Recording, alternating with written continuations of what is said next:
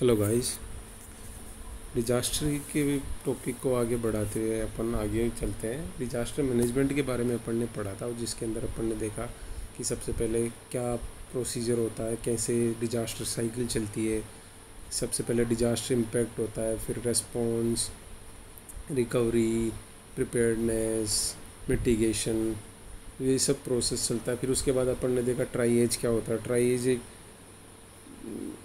Process होता है जिसके द्वारा, या ट्राई-एज एक मेथड होता है जिसके द्वारा अपन जो पेशेंट्स होते हैं या जो विक्टिम्स होते हैं जो अफेक्टेड होते हैं बाय द डिजास्टर, तो उन विक्टिम्स को कैसे अपन, जिसके द्वारा अपन पेशेंट्स को अलग अलग डिफ्रेंशिएट कर सकते हैं, डिवाइड कर सकते हैं, जिसके अकॉर्डिंग अपन पेशेंट को हॉस्पिटल पहुंचाना, उनको ट्रीटमेंट प्रोवाइड करने में इनमें अपने को हेल्प मिल सकती है कि कौन से पेशेंट को प्रायोरिटी क्या होगी। उस जैसे मान लो किसी को रेड कलर का बैच दिया गया ट्राई-एज के अकॉर्डिंग, मतलब उसकी प्रायोरिटी सबसे हाई होगी।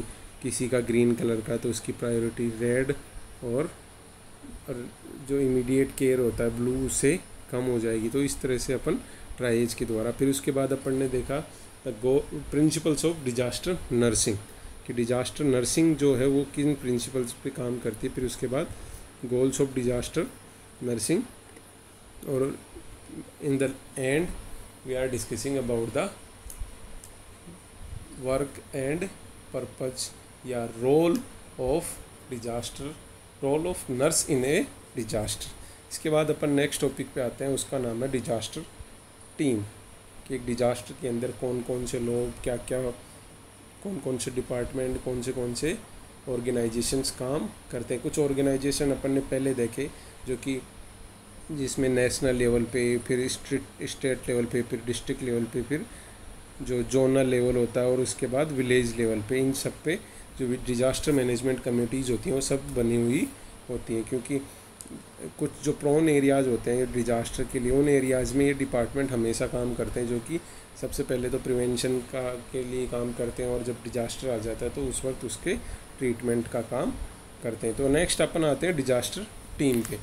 तो डिजास्टर टीम की बात करें तो डिजास्टर टीम के अंदर, जैसे आपको लोग सब जानते हैं, डिजास्टर एक ऐसी दुर्घटना या एक ऐसा इंसिडेंट है जिसके अंदर medical, technical, man power, equipments, machinery, resources, सब चीज़ों की ज़रूरत पड़ती है। तो इसलिए डिजास्टर टीम के अंदर आपको हर उस फीचर को इंक्लूड करना पड़ता है जो कि आपको हेल्प करेगा डिजास्टर के दौरान। तो डिजास्टर टीम से पहले अपन जो इंडिया का जो नेशनल डिजास्टर के लिए फेडरेशन या रिपोर्ट जो टीम बनी हुई है उसके बारे में देखते थे। नेशनल डिजास्टर रेस्पॉन्स टीम, या जिसको NDRF के नाम से जाना जाता है, is an Indian specialised force constitute for the purpose of specialist response to the threatening disaster situations और disaster under the management act of 2005। जैसा कि मैंने पहले बताया था, एक्ट जो 2005 डिजास्टर एक्ट था, इसके बारे में अपन पीछे कुछ पढ़ चुके हैं। तो उसके अंडर एक टीम बनाई गई थी या एक फोर्स बनाई गई थी जो कि किसके लिए, स्पेशली केवल और केवल डिजास्टर के लिए काम करती है। इसके अंदर ये जो टीम है या ये जो फोर्स है ये किसी और काम में यूज़ नहीं होती है, केवल और केवल डिजास्टर की, कहीं पे भी डिजास्टर होगा इस टीम को वहाँ पे भेजा जाएगा। जबकि जो अदर डिपार्टमेंट्स है, जैसे मेडिकल है, नर्सिंग है, पैरामेडिकल है, इलेक्ट्रिकल है, फोर्सेज है, एयर फोर्स है या फिर जो फायरमैन्स हैं, उन सबको क्या है स्पेशल अलग से नहीं बना सकते। उन सबको आप ट्रेन करके रखते हो disaster and for the other purposes. But ये जो टीम बनाई गई है, ये जो फोर्स बनाई गई है, केवल और केवल स्पेशली किसके लिए बनाई गई है, डिजास्टर के लिए। इसका जो चेयरमैन होता है वो कौन होता है, प्राइम मिनिस्टर, जो कंट्री का प्राइम मिनिस्टर होता है, जो इंडिया का प्राइम मिनिस्टर होता है वो इसका चेयरमैन होता है। और इसके लिए एक लोगो बनाया गया है, आपदा सेवा सदैव, जिसका एक लोगो होता है। अब इस डिजास्टर फोर्स के अंदर या नेशनल डिजास्टर रेस्पॉन्स फोर्स के अंदर कौन सी चीज़ें इंक्लूड की हैं। इसके अंदर 12 बटालियंस है।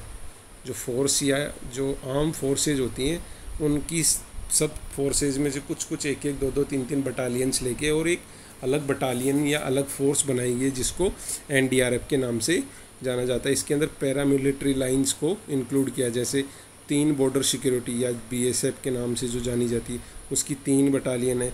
CRPF की सेंट्रल रिजर्व पुलिस फोर्स की 3 बटालियन है, 2 सेंट्रल CISF जिसको central industrial security force CISF बोला जाता है उसकी 2 बटालियन है, 2 battalion Indian Tibetan border police ITBP की हैं, और जो 2 बटालियन है वो SSB सशस्त्र सीमा बल से ली गई हैं। ऐसे टोटल 3, 3, 6 और 6 12 बटालियंस बनाई गई हैं जो कि स्पेशली NDRF के नाम से जानी जाती हैं। स्पेशली इन्हीं के लिए इसके अंदर आपको हर तरह के जो मेंबर्स हों देखने को मिल सकते हैं, जैसे फायरमैन मिल सकते हैं, पैरामेडिकल स्टाफ मिल सकता है, और भी जो भी नीडेड स्टाफ है वो सब के लिए इनको ट्रेन किया जाता है। तो ये एक NDRF बनाया गया। The total strength of each battalion is approximate 1149, मतलब 1150 लोग लगभग एक बटालियन के अंदर आते हैं। Each battalion is capable of providing 18 self content specialist search and rescue teams. Her battalion में 18 एक स्पेशलिस्ट सर्च और रेस्क्यू टीम, जिसके अंदर 45 इन मेंबर होते हैं हर टीम के अंदर, जिसके अंदर आपको engineers, technicians, electricians, dog squads, medical and paramedical सब आपको उसके अंदर मिलेंगे। उन हर टीम के अंदर इंजीनियर्स होंगे, टेक्नीशियंस होंगे, इलेक्ट्रीशियंस होंगे, डॉग स्क्वाड्स होगा और मेडिकल और पैरामेडिकल स्टाफ साथ में होगा। इसके बाद बात करते हैं कि मेडिकल और पैरामेडिकल के अंदर कौन से स्टाफ को आप इंक्लूड करते हो, जिसके अंदर फिजिशियंस आते हैं, नर्सिंग प्रैक्टिशनर्स आते हैं, फिजिशियन असिस्टेंट आते हैं, नर्सेज आते हैं, पैरामेडिक्स आते हैं, इमरजेंसी मेडिकल टेक्नीशियन आते हैं, फार्मासिस्ट आते हैं, फार्मेसी टेक्नीशियन, रेस्पिरेटरी थेरेपिस्ट और variety of allied health and logistic personals. ये सब मेडिकल और पैरामेडिकल टीम के अंदर ये सब इंक्लूड होते हैं। ये सब मिलके जब भी कहीं पे डिजास्टर होता है वहाँ पे इनको भेजा जाता है। ये उस डिजास्टर के साथ डील करते हैं, डिजास्टर में लोगों की हेल्प करते हैं, वहाँ पे लोगों को बचाते हैं। इसके बाद बात करते हैं कुछ अदर जो और डिपार्टमेंट्स हैं, जैसे नेशनल डिजास्टर रिस्पांस फोर्स जिसकी अपन ने भी बात की। इसके अलावा नेशनल डिजास्टर मैनेजमेंट अथॉरिटी होती है जो NDMA के नाम से जानी जाती है। इसके अलावा national institute of disaster management NIDM है। इसके अलावा international strategy for disaster reduction ISDR है। इसके अलावा directorate general of fire services, civil defence and home guards ये भी इसमें हेल्प करती है, और नेशनल सिविल डिफेंस कॉलेज। ये सब जब भी कहीं पे डिजास्टर होता है तो ये सब अपना अपना योगदान देते हैं। इसके बाद बात करते हैं रिसोर्सेज। अब टीम अपने पास है, डिपार्टमेंट्स अपने यानी ऑर्गेनाइजेशंस अपने पास है, तो इसके बाद अपने को क्या क्या रिसोर्सेज चाहिए होते हैं, क्या क्या इक्विपमेंट्स चाहिए होते हैं, उनके बारे में बात करते हैं। तो सबसे पहले जो चीज़ नीडेड होती है वो पीपल्स या मैन पावर, जो अपन ने बात करी ऑर्गेनाइजेशन के अंदर मैन पावर, जैसे NDRF है उसमें 12 बटालियन है, हर बटालियन में 1150 लोग हैं। मतलब man power is the important thing कि आपके पास पीपल्स या मैन पावर होना चाहिए, उसके बिना आप कुछ नहीं कर सकते, क्योंकि हर काम मशीन नहीं कर सकती। तो सबसे पहले मैन पावर। इसके बाद फैसिलिटीज़ में मेडिकल है, टेक्निकल है, इंजीनियरिंग है, शेल्टर्स आपको चाहिए कि लोगों को एक जगह से दूसरी जगह पर आप पहुंचा सको, और ट्रांसपोर्टेशन भी आपको ज़रूरी होता है। तो ये सब फैसिलिटीज़ आपके पास होनी चाहिए। इसके अलावा कम्युनिकेशंस एंड वार्निंग टेक्नोलॉजीज़, जैसे कि रेडियो, TV, फ़ोन, ये सब आपके पास कम्युनिकेशन के लिए और वार्निंग के लिए आपके पास होने चाहिए। इसके अलावा fire protection and life safety systems, fire का प्रोटेक्शन की, क्योंकि आग लग सकती है, उसकी वजह से कई बार क्या होता है, जैसे भूकंप आया, भूकंप की वजह से कोई सिलेंडर फट गया या कहीं पे आग लग गई, तो उसकी वजह से और ज़्यादा कॉम्प्लिकेशंस हो सकती हैं। तो उसके प्रोटेक्शन के लिए आपके पास फायर टीम होनी चाहिए जो कि आग बुझाने का काम करेगी। वो हमेशा होल्ड ऑन रहेगी, अगर आग नहीं भी लगी है तो भी वो प्रिपेयर रहेंगे कि कभी भी ऐसा हो सकता है, तो वो भी आपके पास होने चाहिए। पोल्यूशन कंट्रोल सिस्टम, पोल्यूशन को कंट्रोल करने का सिस्टम होना चाहिए। कहीं आग लगी हुई है उसको फटाफट बुझाओ, कहीं तेल बाहर निकल रहा है या लीकेज हो रहा है, कहीं गैस लीकेज हो रही है, तो उन सब चीज़ों को कंट्रोल करने के लिए आपके पास सिस्टम होना चाहिए। इक्विपमेंट जैसे radio, TV, phone, medical equipments, जैसे CPR के लिए आपके पास डिफिब्रिलेटर होना चाहिए, CPR मशीन होनी चाहिए, ये सब आपके पास। CPR के लिए आपके पास जैसे CPR कार्डियक पल्मोनरी रिससिटेशन जब दिया जाता है तो अम्बू बैग या और इक्विपमेंट्स जो चाहिए होते हैं वो आपके पास होने चाहिए। डिफिब्रिलेटर होना चाहिए। ये सब चीज़ें आपके पास होनी चाहिए। जैसे CPR देने के लिए AED आजकल यूज किया जाता है, ऑटोमेटिक एक्सटर्नल डिफिब्रिलेटर। CPR के बाद इसको कनेक्ट करके ये ऑटोमेटिकली करंट असेस करता है और ऑटोमेटिकली करंट डिलीवर करता है। तो ये सारे इक्विपमेंट्स आपके पास होने चाहिए। अलग और अदर मटेरियल्स और कोई भी सप्लाई जो नीडेड है वो सब, फंडिंग, पैसा सबसे इम्पोर्टेंट चीज़ है। स्पेशल एक्सपर्टाइज अब आपके पास इक्विपमेंट्स सारे हैं लेकिन उसको यूज करने के लिए कोई स्पेशल एक्सपर्ट पर्सन्स नहीं है, तो आप उनको अच्छे से यूज नहीं कर सकते। जबकि जो एक्सपर्ट पर्सन्स होंगे उनको बहुत अच्छे से यूज करके और ज़्यादा से ज़्यादा इफ़ेक्टिवली जो फंक्शन वो कर सकते हैं। Last one is the information about the threats and hazards. जो हजार्ड्स हो हैं या कोई थ्रेट्स होने वाले हैं उनके बारे में आपको इन्फॉर्मेशन देनी है। ये सब चीज़ें आपके पास at the time of disaster या स्टार्टिंग ऑफ द डिजास्टर होनी चाहिए। जब भी डिजास्टर नहीं हुआ है उससे पहले से ये चीज़ें आपके पास अवेलेबल होनी चाहिए। इसके बाद नेक्स्ट आते हैं अपन, यहाँ पे डिजास्टर का कंप्लीट ख़त्म हो गया कि डिजास्टर हो गया। उसके बाद एक डिजास्टर से जो लोग अफेक्टेड होते हैं, जो लोग डिजास्टर को के साथ डील किया, उन लोगों में एक प्रॉब्लम देखने को मिलती है। उनमें एक स्ट्रेस डिसऑर्डर देखने को मिलता है जिसको बोला जाता है पोस्ट ट्रॉमेटिक स्ट्रेस डिसऑर्डर। कई बार एग्जाम में पूछ लिया जाता है, तो आप इसको एक बार अच्छे से देख लेना।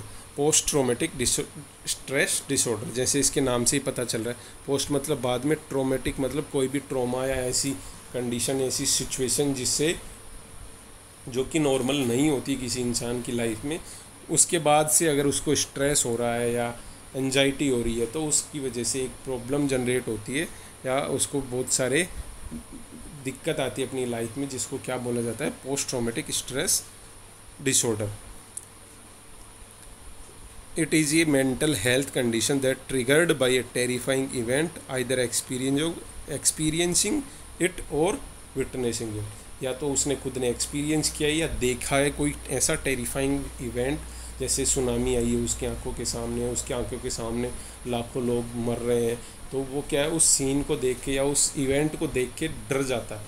तो वो डर जो है वो एक उसके मन में ऐसा बैठ जाता है कि वो उस चीज़ को भूल के भी नहीं भुला पाता, चाह के भी नहीं भुला पाता। उसको रात को सपने आते हैं, उसके नाइटमेयर्स आते हैं, उसको हर वक्त डर लगने लग जाता है।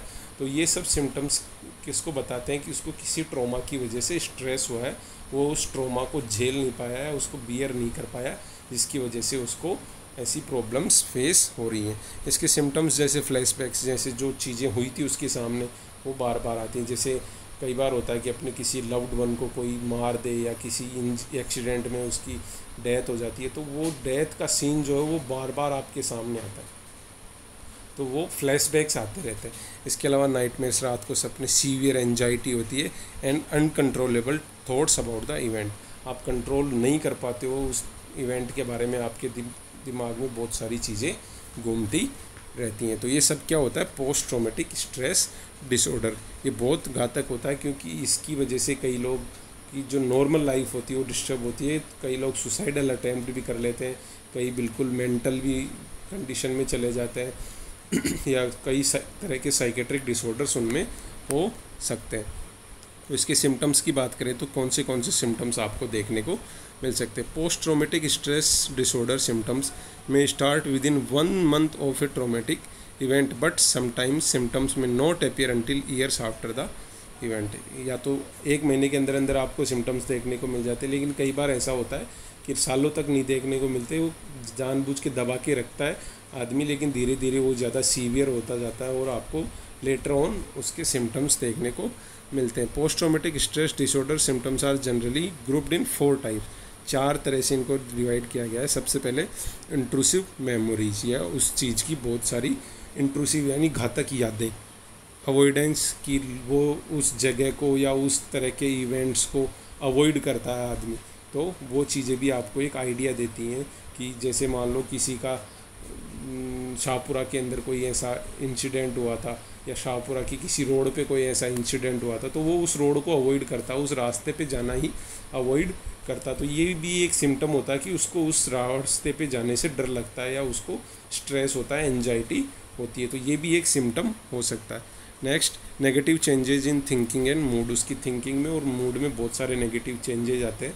वो हर चीज़ में नेगेटिविटी देखता है, वो साइलेंट रहने लग जाता है, सोशल डिस्टेंसिंग हो जाती है, अनसोशल हो जाता है।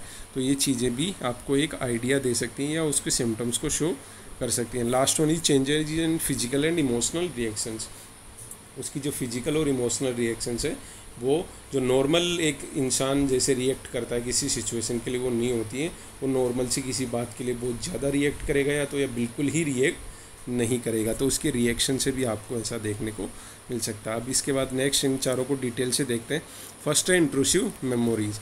इसके अंदर क्या क्या चीज़ें आती हैं? Recurrent unwanted distressing memories of the traumatic event, बार बार ना चाहते हुए भी उस जो इवेंट हुआ था उसकी बार बार आपको मेमोरीज या उसकी याद आती है, बार बार आप उससे डर जाते हो, आप एनेक्शियस हो जाते हो। Reliving the traumatic event as if it were happening again, flashbacks आते हैं, ऐसे लगता है कि हाँ फिर से हुआ अपने सामने, वही वो सीन जो आपको बहुत बुरा लगा था या उसकी वजह से आपको बहुत एंजाइटी हुई थी, वो सीन बार बार आ रहा है, उसके फ्लैशबैक्स आ रहे हैं, तो वो भी एक सिम्टम हो सकता है। या ड्रीम्स या नाइटमेयर सब आ रहे हैं उस ट्रॉमेटिक इवेंट की। Severe emotional distress and physical reactions जो कि आपको बार बार उस इवेंट की याद दिलाती हैं, ये सारे सिम्टम्स। इंट्रूसिव मेमोरीज मतलब उस इवेंट की बार बार आपको याद आना, आप उसको भूल नहीं पा रहे हो, वो सब किस में आएगा? इंट्रूसिव मेमोरीज में। Second, avoidance. अवॉइडेंस में आता है ट्राइंग टू अवॉइड थिंकिंग और टॉकिंग अबाउट द ट्रॉमेट, उस चीज़ के बारे में सोचना और बात करने से ही आदमी डरता है कि अगर कोई आदमी बात भी कर रहा है किसी ऐसे इवेंट के बारे में तो वो उनसे दूर चला जाएगा, साइड में हट के बैठ जाएगा, उनको मना कर देगा कि इस चीज़ के बारे। जैसे किसी आदमी को भूतों से डर लगता है, किसी को भूत से डर लगता है, तो उसके सामने आप भूत की बात करते हो तो उसी बात से ही वो डर जाता है। तो ऐसा होता है कि वो अवॉइड करता है उन चीज़ों को जो उसमें एंजाइटी प्रोड्यूस करती हैं। अवॉइडिंग प्लेसेज, एक्टिविटीज़ और people that remind you to the traumatic event, वो जगह, वो एक्टिविटीज़ और वो लोग जिनके सामने या जिनके साथ उसका कोई ऐसा रिलेशन था उस इवेंट से रिलेटेड, तो वो उन लोगों को, उन जगहों को और उन एक्टिविटीज़ को ही अवॉइड करता है। जैसे किसी को कोई ड्राइविंग करते हुए कहीं एक्सीडेंट हो गया तो उस एक्सीडेंट से उसके मन में इतना डर हो गया कि उसने ड्राइविंग करना ही छोड़ दिया। कोई जैसे किसी रास्ते पे उसको कुछ ऐसा दिखा तो उस रास्ते पे ही जाना छोड़ दिया।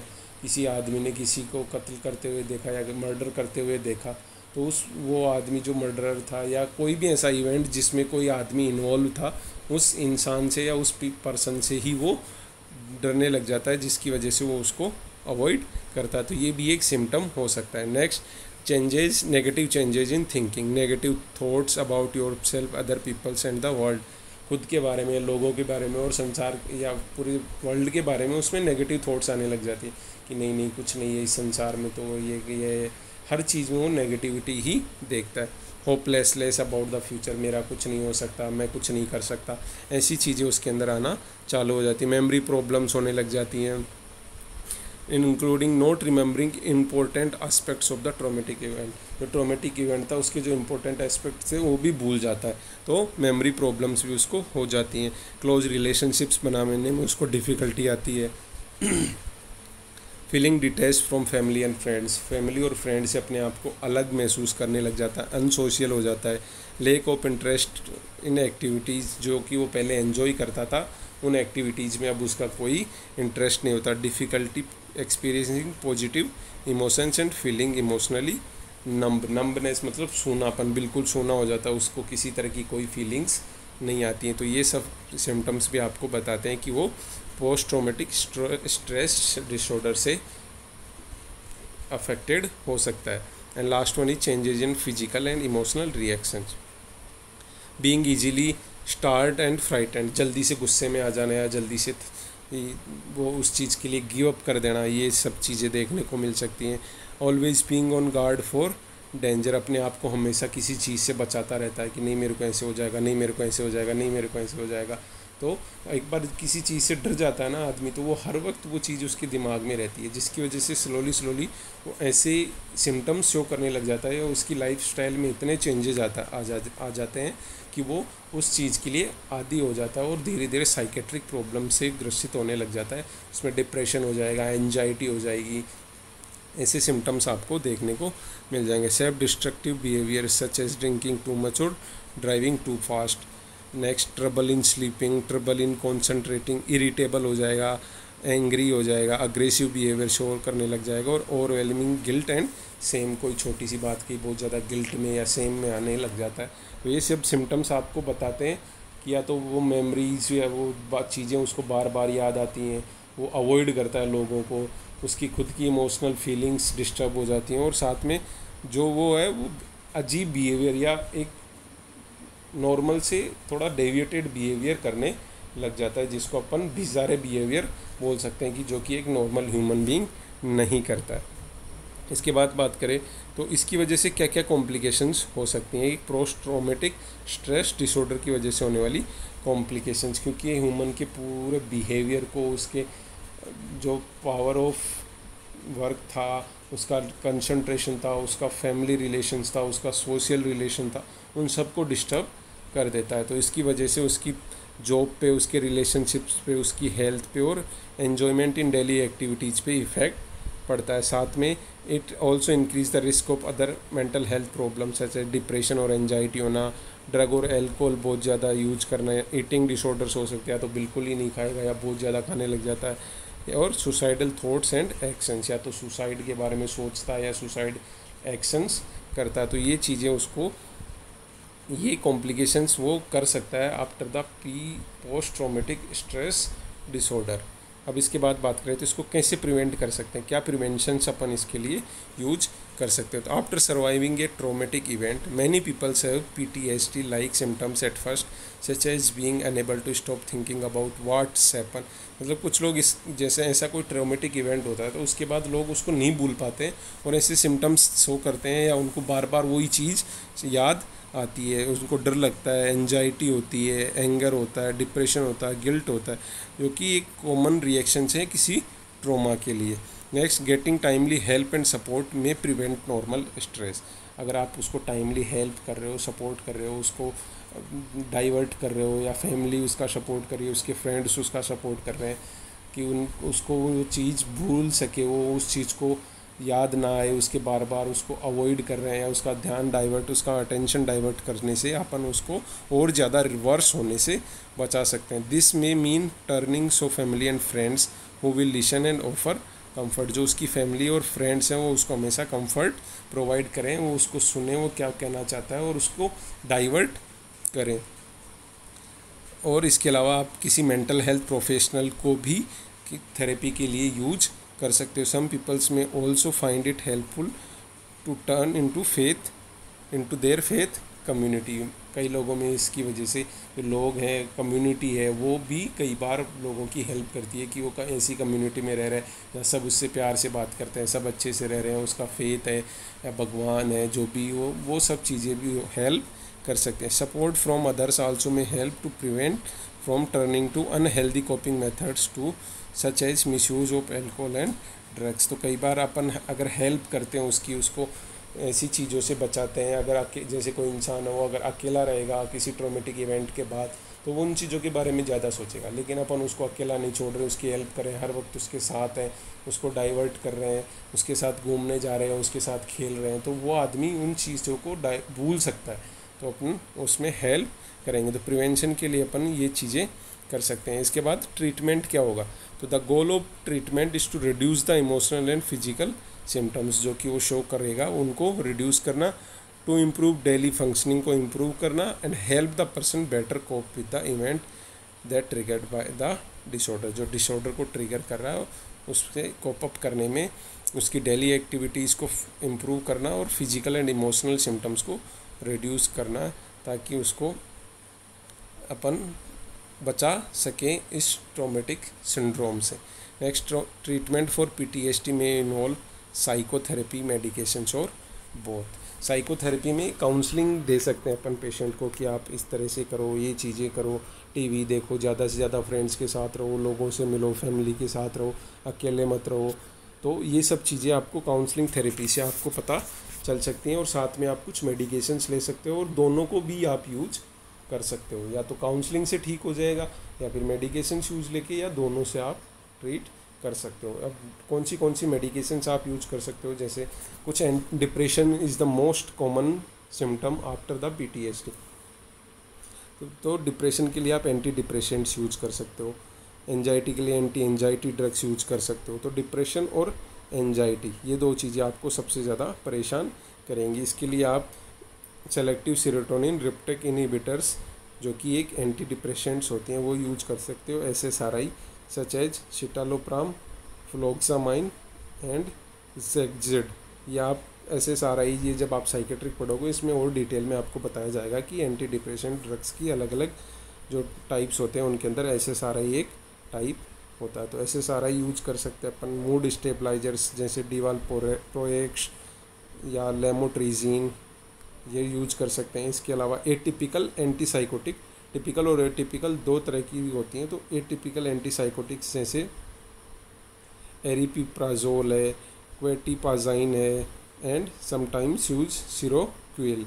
इसके अलावा certain blood pressure medicine are also sometimes use to control particular symptoms. For example prazosin may be use for nightmares, जो रात को सपने आते हैं उनके लिए प्राजोसिन यूज कर सकते हैं। Clonidine for sleep, propranolol may be use to help minimise the formation of traumatic memories. ये सब अपन यूज करके पेशेंट को उस इवेंट्स को सोचना, उस इवेंट के बारे में ध्यान देने से क्या, ये सब सेंट्रल नर्वस डिप्रेशेंट्स होते हैं जो कि उन चीज़ों के बारे में सोचते हैं अपन।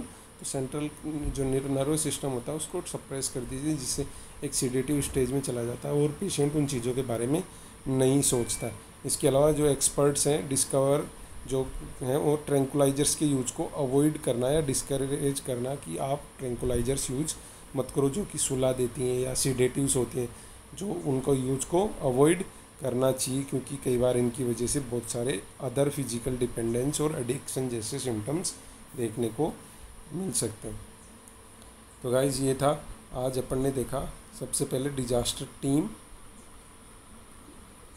जो इक्विपमेंट्स या रिसोर्सेज चाहिए वो, और जो डिजास्टर है उसकी वजह से होने वाला पोस्ट ट्रॉमेटिक स्ट्रेस डिसऑर्डर जो कि किसी डिजास्टर की वजह से हो सकता है, post traumatic disaster stress disorder. इसकी कॉम्प्लिकेशंस बहुत सीवियर हो सकती हैं, साइकेट्रिक डिसऑर्डर्स हो सकते हैं, तो उनसे बचना अपने को, उसके लिए अपन साइकोथेरेपी यूज कर सकते हैं और मेडिकेशंस भी यूज कर सकते हैं। तो thank you guys, thank you for listening me. अगर समझ में आया हो, अच्छा लगा हो तो लाइक शेयर एंड सब्सक्राइब, अपने दोस्तों को भी बताओ and subscribe on my YouTube channel. Thank you.